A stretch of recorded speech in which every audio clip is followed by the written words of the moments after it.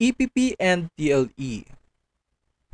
EPP stands for Edukasyong Pantahanan at Pangkabuhayan, while TLE stands for Technology and Livelihood Education. Both basically imply the same thought, from entrepreneurship to ICT or information and communications technology to agriculture, home economics, and industrial arts. These topics will be discussed all throughout the school year. And for your first quarter, we are going to talk about entrepreneurship and ICT or information and communications technology. What is entrepreneurship? Before we start, just to let you know that the proper way to pronounce this word is entrepreneurship or entrepreneurship, not entrepreneurship. Okay? It's entrepreneurship. Entrepreneurship is the thought of planning and executing a business. A person getting involved in entrepreneurship is called an entrepreneur. Planning is very important in entrepreneurship. Well, basically, we need planning in almost everything, such as planning what to do in a day, things to do before going to school. But for now, you cannot do that yet. The sequence of preparing in the shortest time possible to avoid conflicts in schedule with others. Just like in business, if you don't have any plans, your business might not be as successful as you have planned. Before engaging to be an entrepreneur, you need to have the following: knowledge, knowing what business to start. You need to know the type of business you're going into. You have to plan everything well. You can also make use of your talent.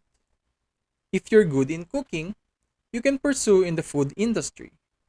If you love painting and arts, you can make products to sell. If you know how to repair things, you can be a repairman. In the business industry, everybody starts small. You may earn so little in a day, or worst, none at all. Target. You should know who your customers are. Customers are your target. In this case, you should know for which category your products are intended for. Is it for kids, teenagers, adults, or senior citizens, or even for everybody? Knowledge in management. You need to know how to manage things, such as time. You have to set your priorities. You cannot prioritize party over business if you want to be a successful entrepreneur. Expenditures or expenses.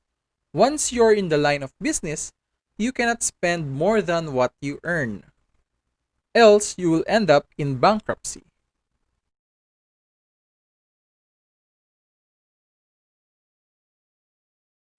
If you only earn 1,000 a day, you can't eat a meal that costs 2,000 every day. That will be a huge loss to your earnings. And most importantly, people. Customers play a very important role in your business.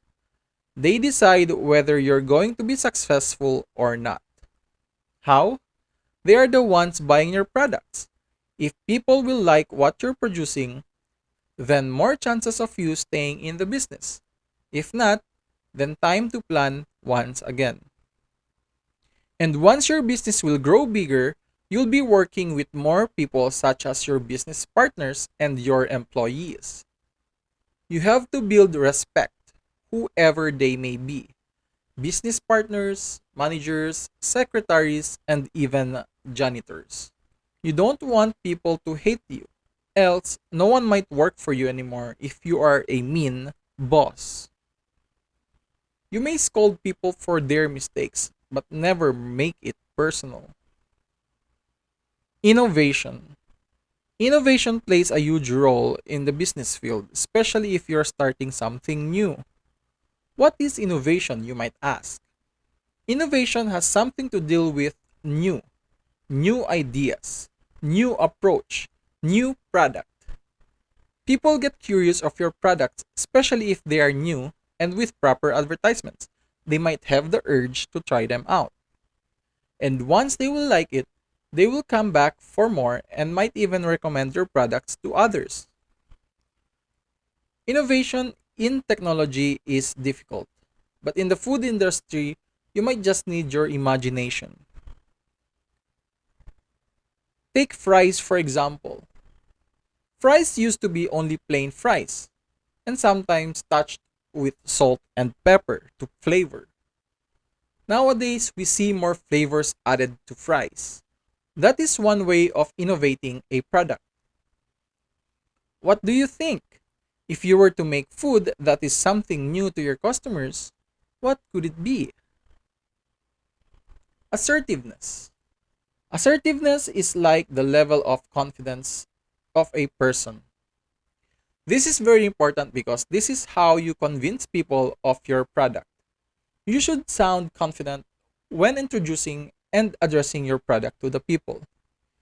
You don't just tell people, hey, buy my food just because. Rather, you might say, our food is not just delicious but also healthy. You can eat as much without worrying about your health. Come and try our food. Taste it to believe it. Something like that. How you speak with people also establish a good build for a future leader. Leadership is an important role as well in the entrepreneur world. Awareness of the risk. One sad part of the business world is the risk. Once you'll get into business, you should be aware of the risk of not succeeding. If poorly planned, chances of not succeeding may be higher than the chance of you being successful.